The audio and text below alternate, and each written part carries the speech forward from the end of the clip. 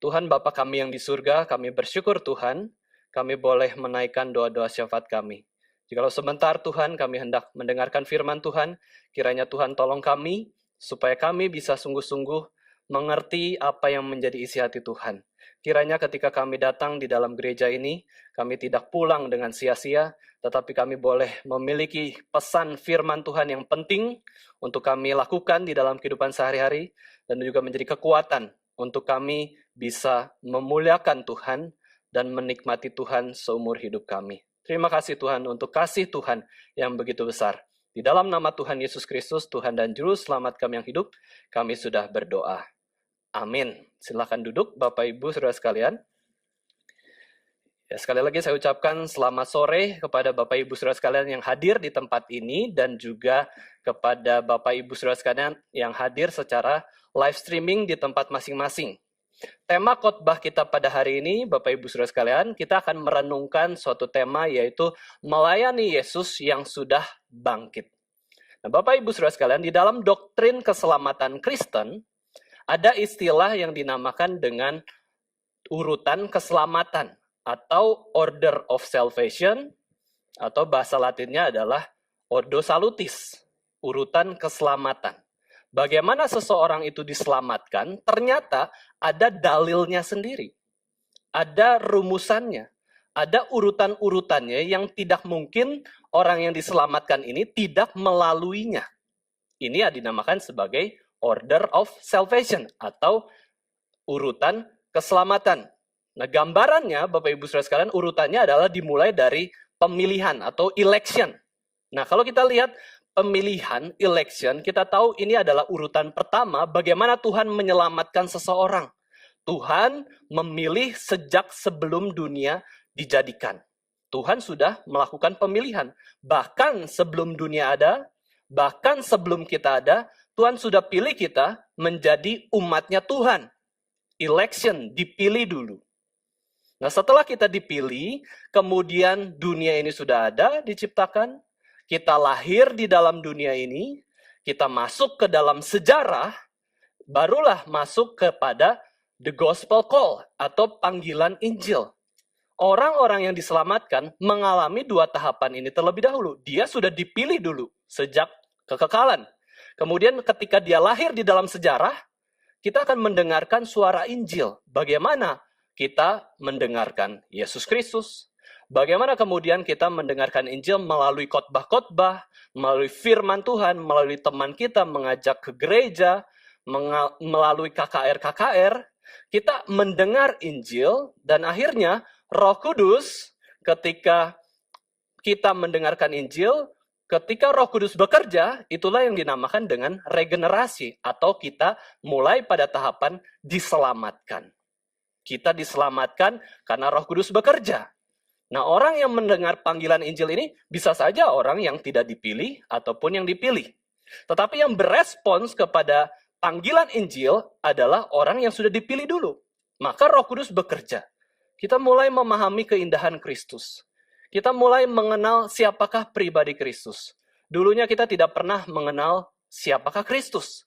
Tetapi kemudian ketika kita mendengar firman Tuhan, kita mendengar Injil, kita mulai percaya, menghargai kelahiran Kristus, menghormati kehidupan Kristus yang tanpa dosa. Kita juga mulai suka terhadap Yesus Kristus. Kita sangat bersyukur Yesus Kristus sengsara bagi kita, menderita bagi kita, mati di atas kayu salib, dan juga bangkit pada hari yang ketiga, dan naik ke surga, sekarang memerintah di surga, sampai hari ini. Kita mulai percaya, inilah diselamatkan. Kemudian setelah diselamatkan, kita juga ada pertobatan, conversion.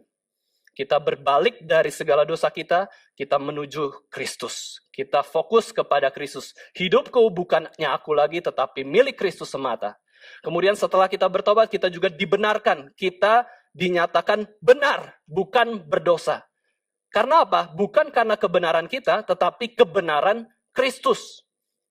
Kristus yang membenarkan kita. Kita dibenarkan oleh iman kepada Yesus Kristus. Kemudian kita juga mengalami adoption. Kita diadopsi menjadi anak-anak Allah. Status kita bukan anak orang tua kita saja, tetapi kita anak-anak Allah, yang berarti kita menerima warisan dari Allah sendiri, surga sendiri, kebenaran Allah sendiri. Kita diadopsi. Nah, setelah tahapan ini, Bapak Ibu Saudara sekalian, kita masuk ke dalam tahapan sanctification atau dikuduskan. Perseverance. Sanctification itu maksudnya apa? Maksudnya kita bertumbuh di dalam perbuatan baik, tetapi bukan perbuatan baik kepada sesama manusia, melainkan perbuatan baik kepada Kristus. Ini yang membedakan perbuatan baik orang Kristen dengan perbuatan baik orang non-Kristen. Kita melakukan perbuatan baik bukan yang utama kepada manusia, tetapi kepada Kristus. Kita menunjukkannya dengan mengasihi sungguh-sungguh sesama kita. Ini pengudusan. Kita bertumbuh di dalam pelayanan. Pelayanan adalah bagian sanctification. Kemudian di dalamnya kita ada ketekunan. Orang yang diselamatkan ada pelayanan, ada perbuatan baik, ada ketekunan. Kalau saya tidak melayani Tuhan, hidup saya sia-sia.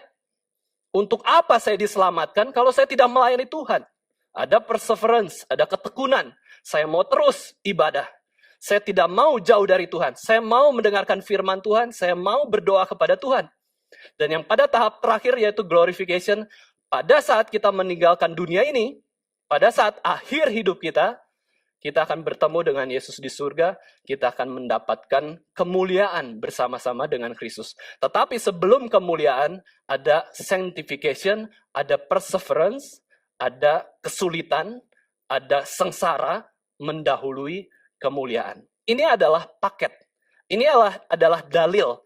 Kalau tidak dialami oleh orang Kristen, salah satunya saja, itu bukan keselamatan. Harus terjadi semuanya. Meskipun pada praktiknya kita detailnya bisa berbeda-beda, tetapi setiap orang yang diselamatkan di dalam Kristus mengalami hal ini. Election, regeneration, dan sanctification, dan yang terakhir, glorification.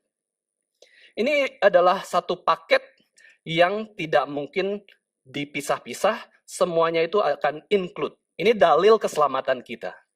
Orang yang diselamatkan sudah dipilih lebih dulu. Orang yang dikuduskan, dia harusnya sudah selamat dulu. Orang yang mendapatkan kemuliaan, harusnya dia sudah dikuduskan dulu. Nah, itu adalah contoh-contoh ya. Nah, sekarang saya sebutkan beberapa contoh, Bapak Ibu Saudara sekalian, yang tadi sudah kita jelaskan, yaitu yang pertama ya, diselamatkan dan dikuduskan saja.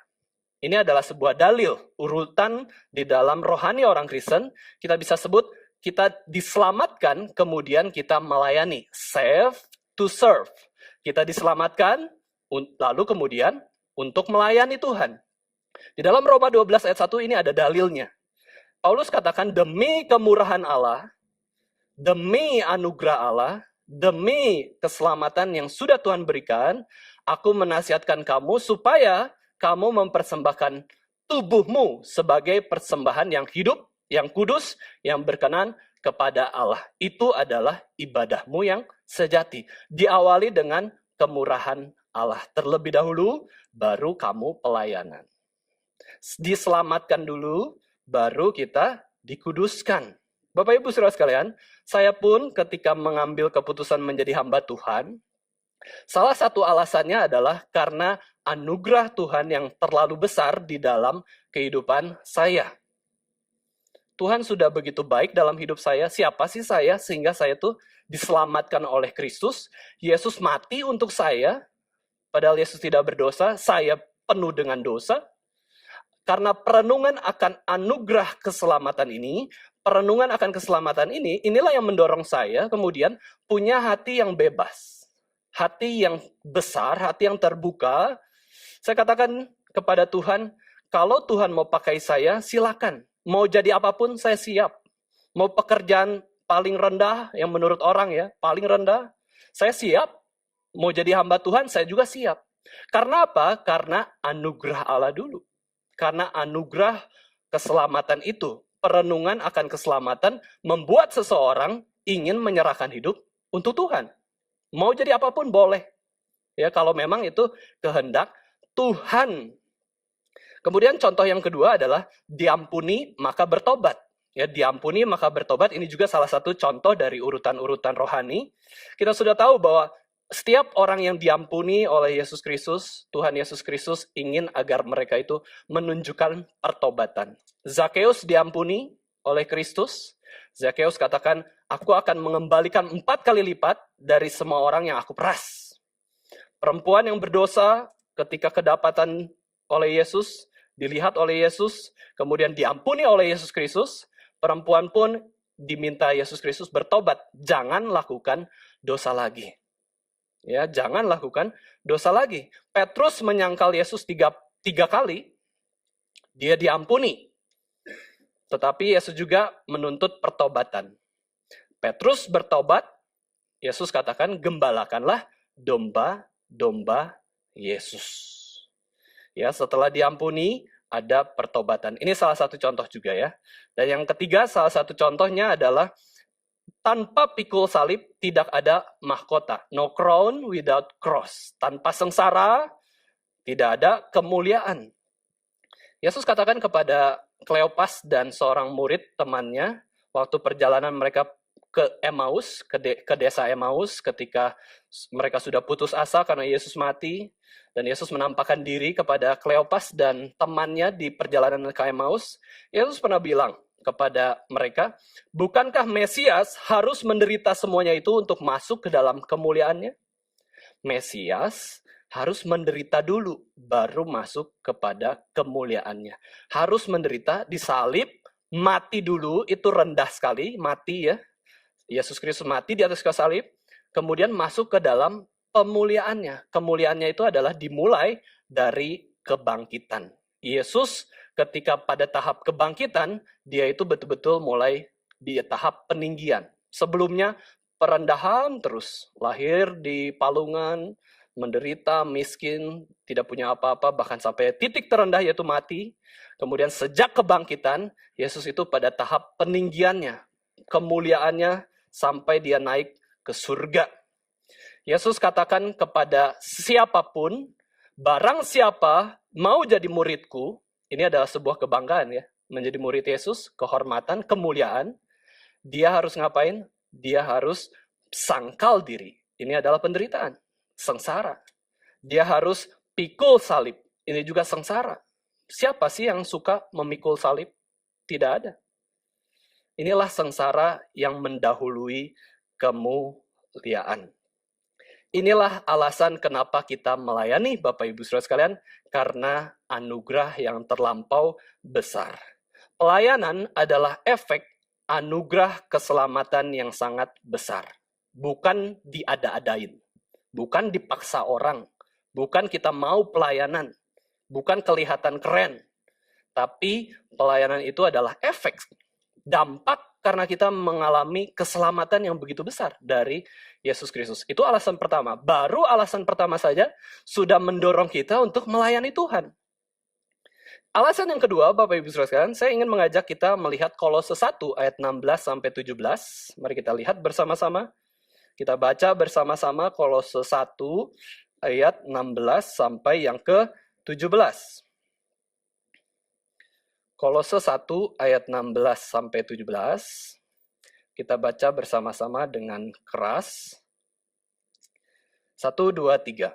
Karena di dalam Dialah telah diciptakan segala sesuatu yang ada di surga dan yang ada di bumi, yang kelihatan dan yang tidak kelihatan, baik singgasana maupun kerajaan, baik pemerintah maupun penguasa, segala sesuatu diciptakan oleh Dia dan untuk Dia. Ia ada terlebih dahulu dari segala sesuatu, dan segala sesuatu ada di dalam Dia. Bapak Ibu Saudara sekalian, alasan kedua kita melayani adalah karena apa? Karena segala sesuatu ini milik Kristus. Kristus yang menciptakan dunia ini. Kristus adalah Allah. Dan segala sesuatu yang ada di dalam dunia ini memang ditujukan untuk Kristus. Untuk Tuhan Yesus Kristus. Maka kita bisa menyadari, Bapak Ibu Saudara sekalian, semua yang kelihatan, yang tidak kelihatan, baik singgasana, kerajaan, pemerintah, penguasa, segala sesuatu yang ada ini memang untuk Dia dan oleh Dia juga. Tuhan Yesus yang menciptakan segala sesuatu, dan untuk itulah segala ciptaan, yaitu untuk Kristus. Dengan demikian, kalau kita melihat seluruh kehidupan kita, Bapak Ibu Saudara sekalian, kita ini milik Tuhan loh. Kita ini milik Tuhan Yesus Kristus. Bagaimana mungkin kita yang milik Kristus menolak Yesus Kristus ketika Yesus Kristus minta kita melayani Dia? Bagaimana mungkin? Ya, kita ini milik Tuhan. Tidak ada satu hal di dalam hidup kita yang kita miliki sendiri. Semua hidup kita ini dipercaya saja. Uang dipercaya oleh Kristus, rumah dipercaya oleh Kristus kepada kita, ya. Tubuh kita pun itu adalah milik Kristus, ya. Tuhan percayakan tubuh kita supaya kita bisa hidup di dalam dunia ini. Tidak ada hal yang kita miliki di dalam dunia ini, semuanya adalah milik Kristus. Bahkan di dalam Mazmur 24 ayat 1, Daud pun pernah mengatakan bahwa Tuhanlah yang mempunyai bumi beserta segala isinya dan dunia serta yang diam di dalamnya. Kita ini milik Kristus. Kita ini milik Tuhan. Dengan demikian, tujuan hidup kita pun adalah untuk Tuhan, untuk Kristus. Itu alasan yang kedua. Alasan yang pertama, kita diselamatkan. Alasan yang kedua, kita ini miliknya. Dan ketika kita melihat Tuhan, sebenarnya Tuhan juga bukanlah Allah yang gila dilayani. Ya, Tuhan bukanlah Allah yang pengen hormat, gila hormat, atau Allah yang malas melayani manusia dan berbuat baik, tidak. Sebenarnya Allah itu juga adalah Allah yang self-sufficient. Allah yang cukup pada dirinya sendiri. Jadi Tuhan butuh kita enggak? Tidak butuh. Ya, karena Tuhan sudah cukup pada dirinya sendiri. Allah Tritunggal sudah cukup pada dirinya sendiri, lalu untuk apa menciptakan manusia? Ya karena kasih-Nya. Nah maka ketika Tuhan meminta manusia melayani, sebenarnya karena Dia butuh pelayanan kita? Bukan. Karena Tuhan mengasihi kita. Kamu bisa melayani aku. Itu sebuah anugerah. Jadi Bapak Ibu Saudara sekalian, ketika kita melihat alasan-alasan yang begitu luar biasa, kita tidak ada alasan lagi menolak untuk melayani Tuhan sebenarnya. Kalau perlu, tambahkan satu alasan lagi. Ya, tambahkan satu alasan lagi. Alasan ketiga kita melayani Yesus yaitu apa? Karena pelayanan yang Yesus kerjakan untuk kita semua itu begitu banyak.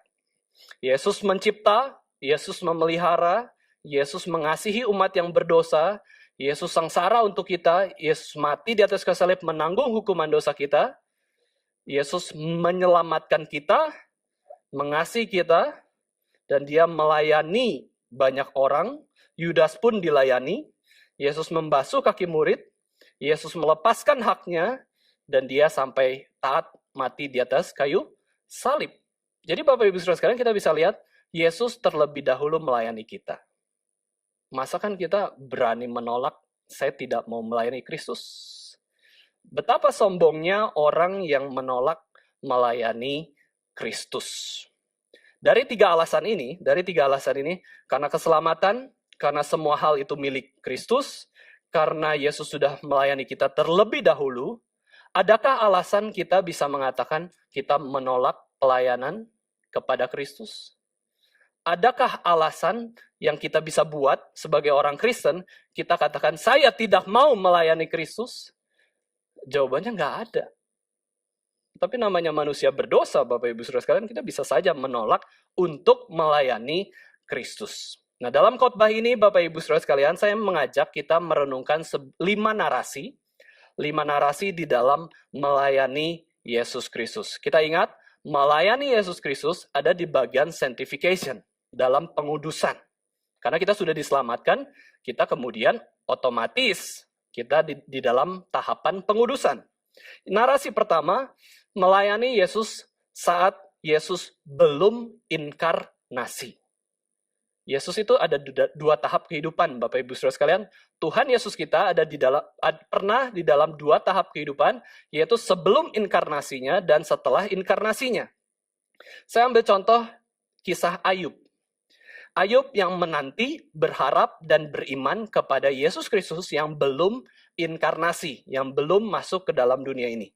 Nah, kita tahu, Bapak Ibu Saudara sekalian, bahwa keselamatan manusia yang berdosa ini hanya di dalam satu nama, yaitu nama Yesus Kristus saja. Ini tidak ada kompromi, tidak ada tawar-menawar, Satu-satunya nama di bawah kolong langit ini, di mana kita bisa diselamatkan, kita bisa memperoleh hidup yang kekal, adalah di dalam nama Tuhan Yesus Kristus. Itu ajaran Alkitab. Kemudian, pada umumnya, orang akan berpikir, loh, bagaimana orang-orang di perjanjian lama? Yesus Kristus kan belum hadir. Nama Yesus Kristus saja belum didengar. Mereka belum melihat apa yang dikerjakan Yesus Kristus. Nah, mereka pun diselamatkan atau tidak? Diselamatkan dalam Kristus atau di luar Kristus? Nah, jawabannya adalah tentu diselamatkan di dalam Kristus. Pendeta Stephen Tong menjelaskan tentang hal ini, bahwa orang-orang perjanjian lama bahkan memperoleh penebusan Kristus di atas kayu salib dengan cara apa? Menanti dan berharap. Ayub menanti dan berharap kepada Kristus. Nabi-nabi perjanjian lama menanti dan berharap kepada Mesias yang akan datang.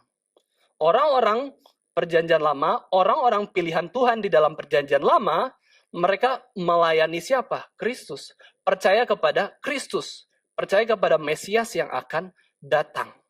Mereka menanti, berharap akan kehadiran Juru Selamat yang menebus dosa mereka. Saya bacakan Ayub 19 ayat 25-26.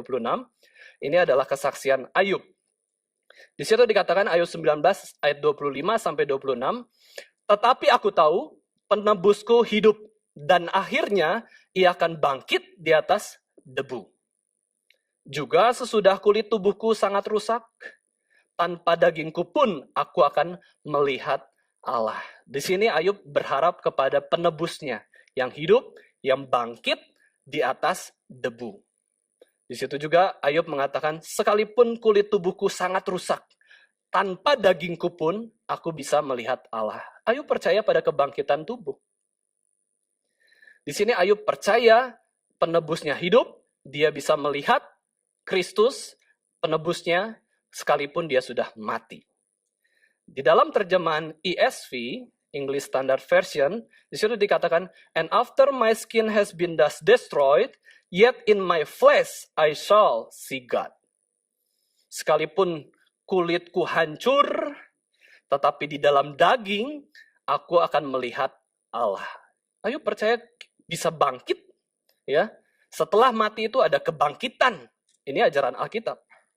Nah, kemudian kita lihat Raja Daud yang melayani Yesus. Kita tahu bahwa Raja Daud adalah seorang yang betul-betul mencari hati Allah, a man after God's own heart. Salah satu alasannya karena dia mengenal Yesus dan melayani Yesus dengan lebih mendalam dibandingkan dengan orang-orang lain. Kita tahu Daud pernah menulis mazmur-mazmur mesianik. Mazmur-mazmur ini mengacu kepada Yesus Kristus yang akan datang.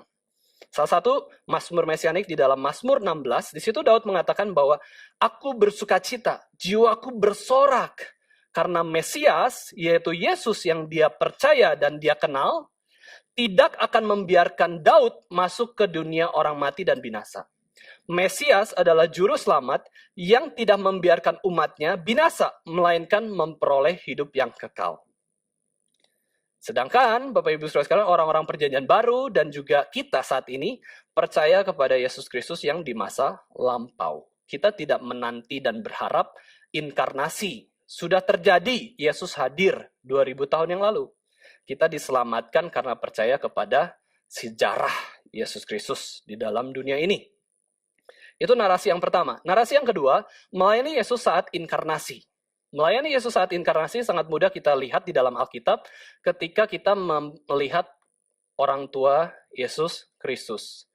Orang tua yang melayani Yesus Kristus paling tahu ya Yesus Kristus itu seperti apa dari kecil sampai umur 33,5 tahun. Terutama mamah Yesus Kristus, Ibu Maria. Yusuf kemungkinan sudah meninggal ketika Yesus masih remaja. Tetapi Maria dari bayi kandungan, ya 9 bulan, kemudian umur 1, umur 5, umur 10, 20, 30, sampai umur 33,5 tahun, Maria selalu mendampingi Yesus Kristus. Bahkan sampai kebangkitan Yesus, Maria ada bersama dengan para rasul. Maria ini orang yang kuat. Maria itu orang yang sungguh-sungguh mengasihi Yesus Kristus, anaknya. Maria sungguh-sungguh melayani Yesus sekuat tenaga dari awal kehidupan Yesus Kristus sampai kebangkitannya bahkan. Maria selalu menjaga Yesus Kristus, mendoakan Yesus, dan seluruh pelayanan Yesus Kristus di dunia. Nah, itu salah satu contoh melayani Yesus saat inkarnasi. Dan saya juga ambil contoh, Bapak Ibu Saudara sekalian, melayani Yesus saat inkarnasi ini adalah salah satu kejadian yang paling unik, yaitu adalah perempuan Samaria yang bertobat. Kita tahu ya, sejak perempuan Samaria itu ditegur oleh Yesus sebagai orang Yahudi, padahal orang Yahudi dan orang Samaria tidak tegur sapa, mereka ada gap yang besar di dalam budaya mereka, tapi Yesus tegur perempuan Samaria itu. Sejak disapa oleh Yesus Kristus, sejak diinjili oleh Yesus Kristus, sejak ditegur dosa-dosanya, dan diberikan air hidup, hidup perempuan Samaria ini tidak sama lagi. Setelah melihat dan percaya Mesias yang adalah Yesus Kristus, perempuan ini melayani Yesus Kristus. Kita lihat dua hal yang dia kerjakan di dalam pelayanannya ketika dia melihat Yesus Kristus sebagai Mesias dan dia memperoleh air hidup itu, yaitu dia kan sedang membawa tempayan air kan ya, baskom untuk mengambil air di sumur.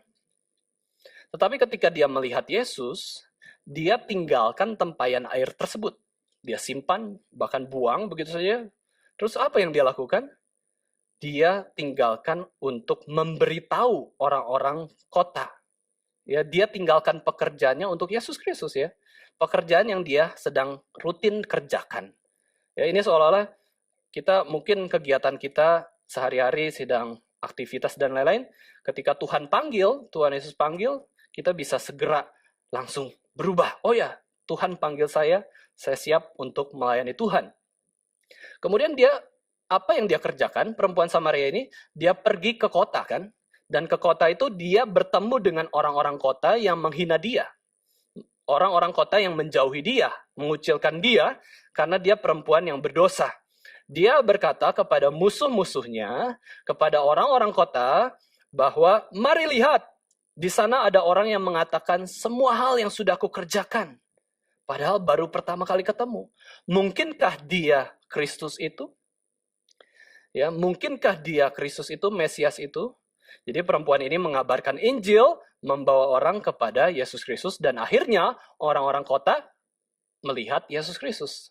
Ya, mendengar apa yang dikatakan oleh Yesus Kristus. Ini adalah pelayanan, kalau diambil kepada konteks sekarang, itu ibarat ya Bapak Ibu Saudara sekalian, kita itu mengajak orang ke gereja. Ya kan? Di mana Kristus ada di dalam dunia ini, salah satu lambang kehadiran Tuhan adalah bait Allah, gereja. Ini nggak sembarangan. Allah katakan gereja ini adalah biji mataku. Kristus adalah kepala gereja.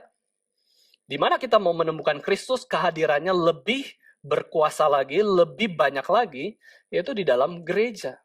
Maka waktu Bapak Ibu Saudara sekalian, saya mengajak orang, ayo ibadah ya, ibadah di gereja, datang ke gereja.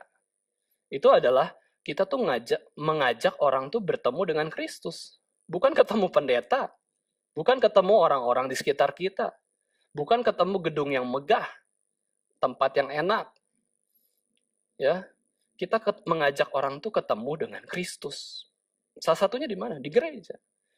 Lalu bagaimana kalau kita mau mempertemukan orang dengan Kristus, tapi bukan hari Minggu? Ya kita menyatakan firman-Nya. Firman itu adalah Kristus. Ketika kita ngomong sama orang, mengabarkan Injil, kita sedang menghadirkan Kristus juga di dalam kehidupan orang.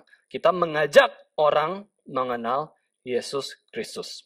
Narasi yang ketiga, melayani Yesus menjelang dan saat kematiannya. Saya ambil kisah dari Maria yang menuangkan minyak narwastu sebelum Yesus mati.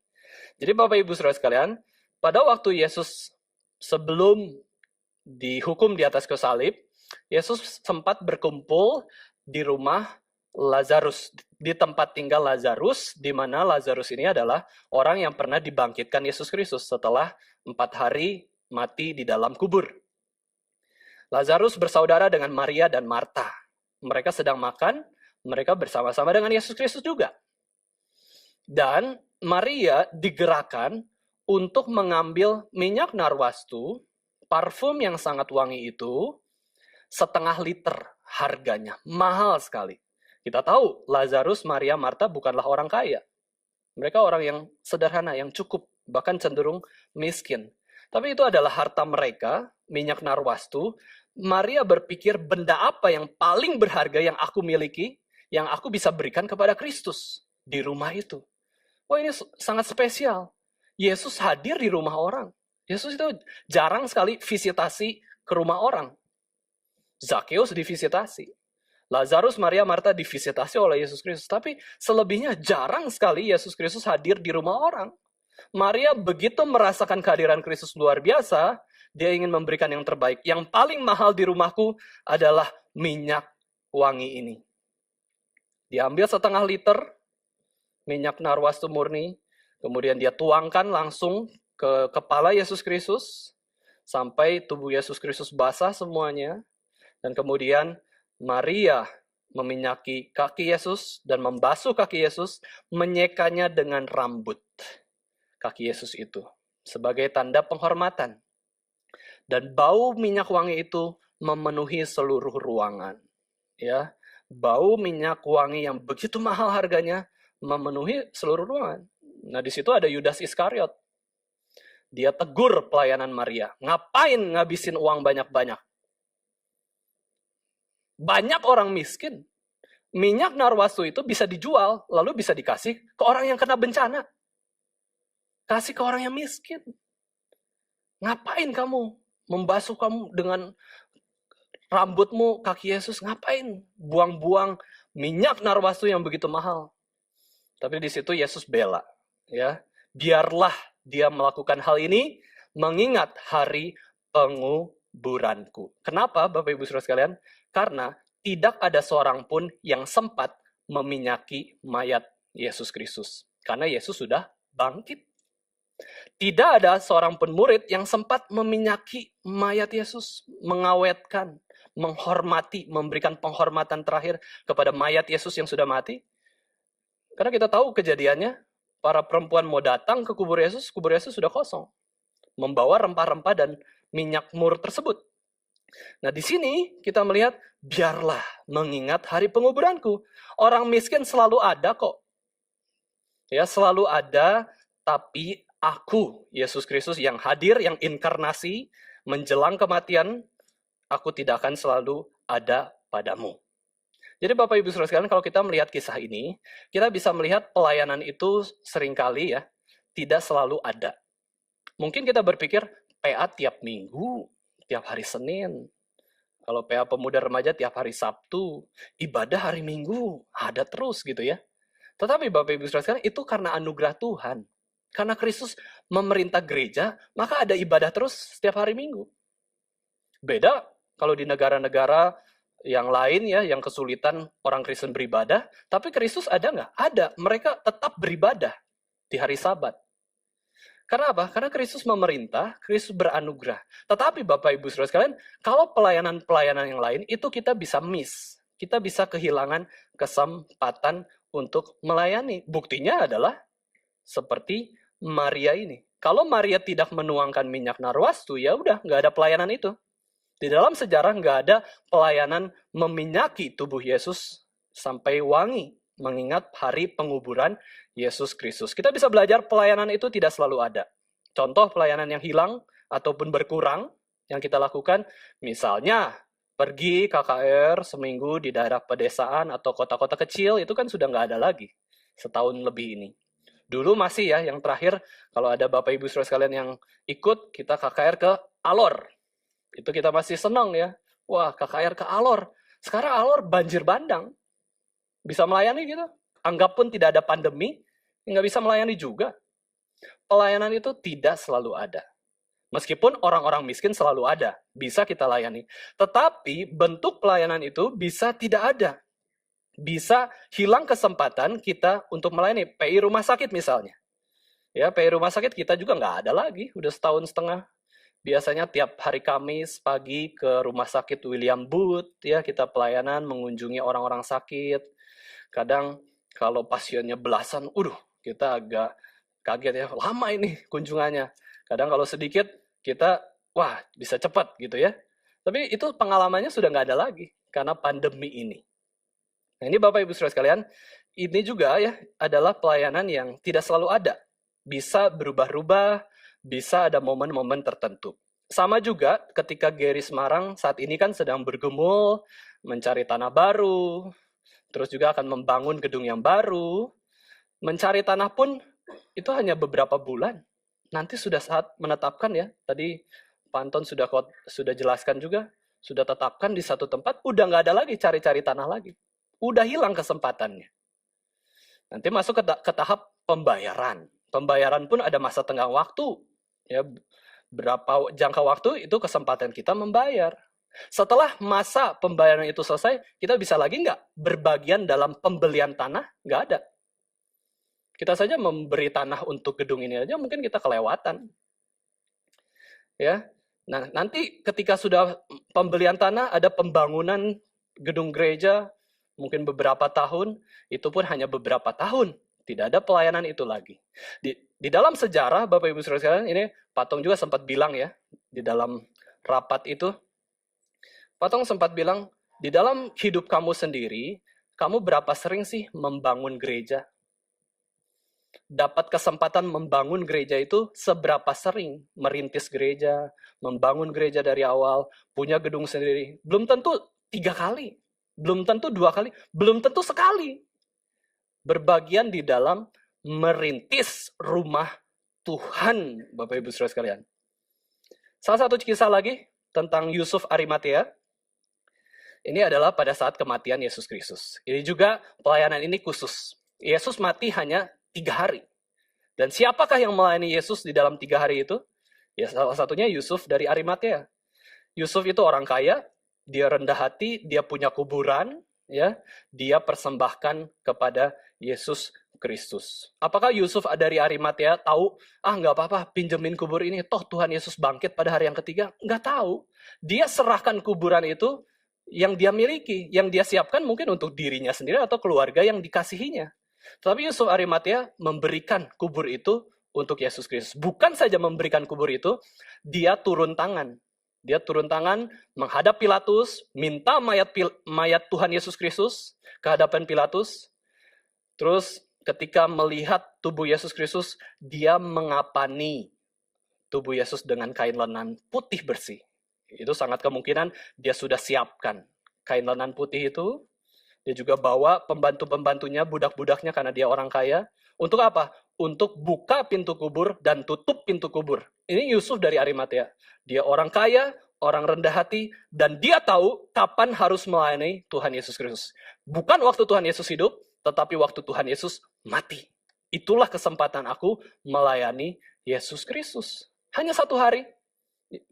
Yusuf dari Arimatea langsung minta ke Pilatus mayat Yesus. Pergi bersama-sama dengan murid-murid perempuan ke kuburan. Setelah itu suruh pembantu-pembantunya buka kuburan ini. Mungkin butuh 5-7 orang membuka batu yang besar itu. Terus dia meletakkan Yesus di kuburan tersebut. Rapi, dirapikan dengan hormat. Kemudian pergi keluar. Murid-murid perempuan pergi keluar dari kubur Yesus itu. Setelah itu tidak banyak omong, sudah tutup kubur tersebut. Dia perintahkan demikian. Tutup pintu kubur tersebut, setelah itu langsung pergi. Nggak banyak neko-neko. Hebat kan aku mempersembahkan kuburan, kamu harus memuji aku. Gitu ya. Murid-murid Yesus mana? Aku mau ketemu rasul-rasul. Aku yang memberikan kubur kepada Yesus Kristus. Enggak. Yusuf dari Arimatea langsung tinggalkan kuburan itu. Pergi. Hanya sebatas itu. Dan di situ perempuan-perempuan, murid-murid Yesus masih menunggu, duduk sore-sore, malam-malam, menangisi Yesus Kristus. Karena besoknya sudah Sabat, jadi mereka ingin dekat-dekat dengan Yesus Kristus di malam hari. Duduk sejenak, akhirnya mereka kembali ke tempat mereka. Itu para perempuan. Ini pelayanan kepada Yesus Kristus menjelang dan saat kematiannya. Narasi keempat, melayani Yesus yang sudah bangkit. Nah, Bapak Ibu Saudara sekalian, ketika kita melihat pelayanan kepada Yesus yang sudah bangkit, kita bisa lihat waktu Yesus menampakkan diri kepada Maria Magdalena, waktu Tuhan Yesus menampakkan diri kepada rasul-rasul di meja makan, waktu Tuhan Yesus menampakkan diri kepada Kleopas dan temannya waktu mereka perjalanan ke Emmaus untuk kembali ke desanya, apa pelayanan yang Tuhan Yesus inginkan agar para murid itu mengerjakannya? Jawabannya satu, yaitu apa? Kehendak Yesus kabarkan kebangkitan ke seluruh dunia. Kabarkan kebangkitanku ke seluruh dunia. Malaikat-malaikat memerintahkan orang yang menyaksikan kubur Yesus kosong, yaitu Yesus sudah tidak ada di sini, dia telah bangkit, beritahukanlah kepada para rasul. Ya, kehendak Yesus setelah kebangkitannya adalah kebangkitannya itu tidak didiamkan saja, tetapi disebarkan, diberitakan ke seluruh dunia. Bahkan ketika Yesus Kristus menjelang kenaikannya di atas gunung, dia pun berkata kepada para murid, sebelum dia naik ke surga, dia meninggalkan amanat agung. Amanat agung ini adalah pemberitaan tentang Injil, keseluruhan kehidupan Yesus Kristus. Karena itu, Yesus katakan kepada para rasul, para murid, jadikanlah semua bangsa muridku, baptislah mereka dalam nama Allah Tritunggal, Allah Bapa, Allah Anak, Allah Roh Kudus, dan ajarkanlah mereka segala sesuatu yang telah kuperintahkan kepadamu. Dan ingatlah, aku menyertai kamu sampai akhir zaman. Nah, di sini Bapak Ibu Saudara sekalian, gambaran Yesus yang bangkit, tadi saya sudah jelaskan bahwa ini adalah tahapan peninggian Yesus Kristus. Awal pemuliaan Yesus Kristus. Gambaran Yesus yang bangkit, itu kita bisa gambarkan atau merupakan Yesus sebagai Raja. King of all kings. Raja yang menang atas musuh, atas maut, atas dunia. Dan di dalam dunia ini, Yesus waktu sebelum peninggiannya, sebelum kebangkitannya, Yesus itu betul-betul mengalami perendahan. Makin rendah sampai kematiannya di atas kayu salib. Bahkan waktu kematiannya di atas kayu salib, ada juga tulisan di atas kayu salib, itu INRI. Inilah Raja orang Yahudi. Saat mau kematian Yesus Kristus pun, ini pun adalah hinaan. Inilah Raja orang Yahudi. Maksudnya apa? Rajamu yang ngaku-ngaku raja, yang ngaku-ngaku Mesias, itu adalah orang yang mati terkutuk di hukuman kayu salib. Sampai kematiannya pun, Yesus itu begitu dihina. Tetapi pada waktu kebangkitan, Yesus bukanlah inilah Raja orang Yahudi lagi, inilah Raja alam semesta. Yesus Kristus, Raja alam semesta, menang atas maut, menang atas segala kuasa dosa, dan disitulah para rasul diperintahkan untuk mengabarkan Injil. Sebagai Raja yang menang dan bertahta. Kalau kita gambarkan Tuhan Yesus Kristus itu, waktu memberikan amanat agung, kita bisa gambarkan seperti kaisar yang duduk di tahtanya gitu ya. Duduk di tahtanya, begitu banyak pasukan, begitu besar kekuasaannya, dan dia memberikan ultimatum, sebuah perintah yang sangat keras, yang sangat jelas, yang sangat pasti, bahwa mereka, para rasul, harus berperang mati-matian untuk kerajaan Allah. Berperang habis-habisan untuk kerajaan Allah. Ini adalah peperangan yang luar biasa. Perintah yang sangat besar. Ketika Yesus duduk di atas tahtanya, dia memberikan amanat agung itu. Di atas gunung. Di atas gunung, Yesus memberikan amanat agung yang luar biasa dengan penuh otoritas sebagai Raja. Kalau kita bandingkan kehidupan Yesus Kristus, Bapak Ibu Saudara sekalian, sebelum Yesus bangkit, bahkan sebelum Yesus mati, kadang-kadang setelah Yesus melakukan mujizat, Yesus katakan, nggak usah ngomong-ngomong, aku lakukan mujizat. Nggak usah ngomong-ngomong kepada banyak orang, siapakah aku ini? Itu Tuhan Yesus masih tahan-tahan. Karena Yesus sedang dalam masa perendahannya kok, sampai kematiannya di atas kayu salib. Tetapi setelah masa kebangkitannya, Tuhan Yesus nggak tahan-tahan lagi. Beritakanlah bahwa Yesus sudah bangkit. Nah, Bapak Ibu Saudara sekalian, kita di zaman manakah kita melayani Yesus Kristus? Kita melayani Yesus Kristus di zaman atau narasi, yaitu Yesus Kristus yang sudah bangkit dan sudah naik ke surga. Kita tahu apa itu isi amanat agung. Kita sudah hafal mungkin di dalam pikiran kita, apalagi dengar khotbah terus. Tetapi perenungannya adalah pertanyaannya, sudahkah kita betul-betul menerima amanat agung itu? Sudahkah kita menerima betul-betul titah kaisar itu? Atau hanya sebatas kita dengar, hanya sebatas kita lihat Kristus memberikan titahnya yang begitu besar, amanat agung itu kepada kita.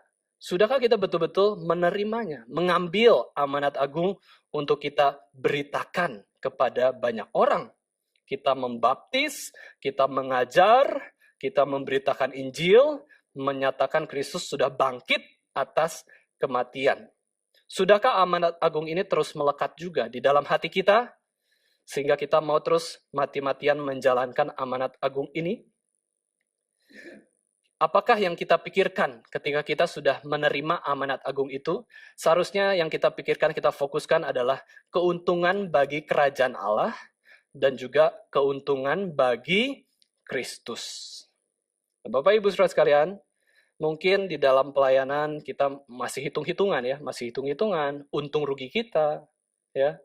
Kita di dalam bergereja apalagi, itu kan gereja, itu bukan keluarga saya utama.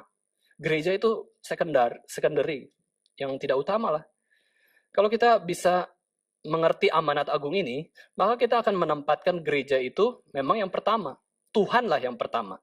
Tuhan yang pertama, Kristus yang pertama, kemudian gereja itu sebagai lambang kehadiran Kristus yang kedua.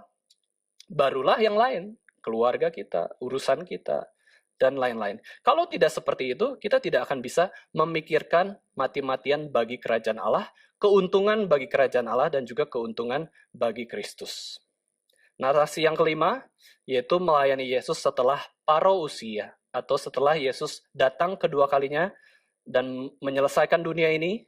Inilah tahap glorification, inilah tahap pemuliaan. Ketika Yesus Kristus datang kedua kalinya, di hari terakhir, hari kiamat, nah barulah kita melayani Yesus dengan tahap yang baru.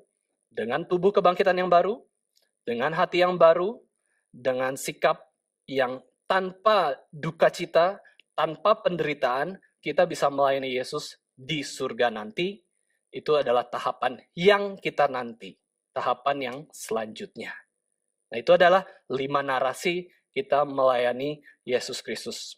Menutup khotbah ini, Bapak Ibu Saudara sekalian, mari kita ingat teladan Yesus Kristus. Yesus mengatakan, makananku ialah melakukan kehendak Bapa yang mengutus aku dan menyelesaikan pekerjaannya. Demikian, sama seperti Yesus yang menaati Allah Bapa, demikian kita juga sebagai pengikut Kristus ingin menaati dan melayani Yesus Kristus dengan pertolongan penuh dari Allah Roh Kudus. Kenapa kita mau melayani Yesus Kristus? Karena itu makanan kita. Kalau nggak melayani Kristus, hidup kita untuk apa diselamatkan? Kita sudah diselamatkan, berarti kita sudah dipilih. Kita sudah diselamatkan, berarti kita masuk pada tahap pengudusan, dikuduskan. Nanti setelah dikuduskan, baru kita masuk ke tahap dimuliakan, glorification. Kenapa kita melayani Yesus Kristus? Karena Dia adalah Raja kita. Ini adalah alasan keempat, kenapa kita melayani Yesus Kristus? Karena Dia adalah Raja yang telah bangkit, dan Dia sudah memberitakan perintah yang sangat penting, yaitu amanat agung. Kenapa kita melayani Yesus? Pertama, kita diselamatkan. Kedua, segala sesuatu adalah milik Kristus. Dan yang ketiga, Yesus sudah terlebih dahulu melayani kita. Dan yang terakhir, Yesus adalah Raja kita. Marilah kita melayani Yesus Kristus bersama-sama, Bapak Ibu Saudara sekalian. Marilah kita melayani Kristus dengan kuasa kebangkitan. Apa kuasa kebangkitan? Kuasa kebangkitan itu mengingatkan kita pada 2 sisi yang paralel, yaitu adalah mati dan bangkit. Pendeta Billy Kristanto menjelaskan tentang 2 paralel ini ya, mati dan bangkit. Kalau kita menjalankan kuasa kebangkitan, kita harus ingat 2 hal ini, mati dan bangkit. Maksudnya apa? Maksudnya adalah 2 sisi paralel ini, yaitu mati terhadap dosa, kemudian bangkit memikul salib. Mari kita sama-sama matikan dosa-dosa kita. Mari kita sama-sama menanggung salib yang Yesus taruh di pundak kita. Salib yang Yesus taruh itu ringan, karena kita punya kuasa kebangkitan yang Yesus berikan kepada kita. Serahkanlah diri kita, Bapak Ibu Saudara sekalian. Bapak Ibu Saudara sekalian yang punya panggilan sebagai hamba Tuhan, serahkanlah diri. Nggak rugi. Jangan takut tidak makan makanan enak, ya. Jangan takut makan apa sebagai hamba Tuhan. Tenang saja. Semua Tuhan pelihara. Yang dipanggil menjadi penatua atau diaken, silakan mempersiapkan diri. Yang dipanggil sebagai awam untuk melayani, silakan pelayanan sungguh-sungguh. Setialah pada perkara kecil. Tuhan pun akan memberikan perkara yang besar. Yang melayani sebagai guru sekolah minggu, setialah. Yang melayani sebagai tim multimedia, setialah. Melayani sebagai penata layan ibadah, setialah. Kita begitu banyak kesempatan yang Tuhan berikan, kiranya waktu-waktu hidup kita dihabiskan untuk melayani Tuhan Yesus Kristus. Mari kita sama-sama berdoa. Tuhan Bapa kami yang di surga, terima kasih Tuhan, anugerah Tuhan yang begitu besar, kami boleh lihat melalui kisah-kisah yang Tuhan tuliskan di dalam Alkitab. Terima kasih untuk firman Tuhan yang boleh kami dengar, yang boleh kami renungkan. Kiranya firman Tuhan yang sudah kami dengar dan renungan ini boleh kami simpan baik-baik dalam hati kami, sehingga kami pun mau melayani Kristus di dalam seluruh bidang kehidupan kami. Tolonglah kami Tuhan, nyatakanlah panggilan Tuhan, bagaimana kami harus melayani Tuhan. Tolonglah kami Tuhan, berikan kami kesempatan, sehingga kami tahu Tuhan menginginkan kami melayani di bagian yang mana, melayani di dalam perbuatan apa. Kami mau Tuhan, hidup kami ini tidak sia-sia. Karena kami sudah dipilih, kami sudah diselamatkan, dan kami juga sedang dikuduskan, dan suatu hari nanti kami pun akan dimuliakan bersama-sama dengan Tuhan Yesus Kristus. Terpujilah Engkau Tuhan, di dalam nama Tuhan Yesus Kristus, Tuhan dan Juru Selamat kami yang hidup, kami sudah berdoa. Amin.